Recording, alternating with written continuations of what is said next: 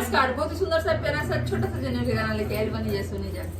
मांगे ले पियरा जाने वो मोरे बरुआ, मांगे ले पियरा जाने वो मोरे बरुआ, के दी है दोथी हो के दी है पोथी, के दी है दोथी हो के दी है पोथी, के दी है पियरा जाने वो मोरे बरुआ, के दी है पियरा जाने वो मोरे बरुआ, मांगे ले पियरा जाने वो मोरे बरुआ, मांगे ले पियरा जाने वो मोरे बरुआ, पापा दी है धोती हो भैया दी है पोथी, पापा दी है धोती हो भैया दी है पोथी, पंडित दी है पियरा जाने वो मोरे बरुआ, पंडित दी है पियरा जाने वो मोरे बरुआ, मांगे ले पियरा जाने वो मोरे बरुआ, मांगे ले पियरा जाने वो मोरे बरुआ, के दी है धोती हो के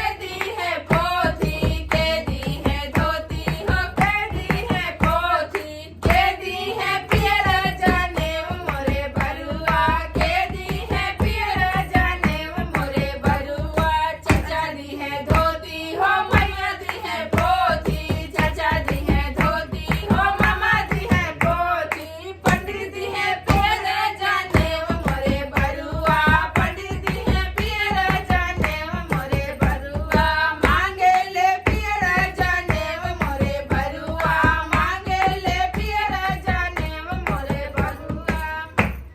धन्यवाद। गाना अच्छा लगे तो वीडियो के लाइक करी जाए, चैनल पर नया बनी जाता सब्सक्राइब जरूर करी जा। हमनी के यूट्यूब के चैनल के नाम है भोजपुरी गीत विथ नीतू एंड अमृता। जरूर ओकरा पर जाई जा, देखी जा हमनी के गीत, और अच्छा लगे तो सब्सक्राइब भी करी जा, लाइक करी जा, कमेंट करी जा, और हमनी के वीडियो के आगे बढ़ाई जा। धन्यवाद।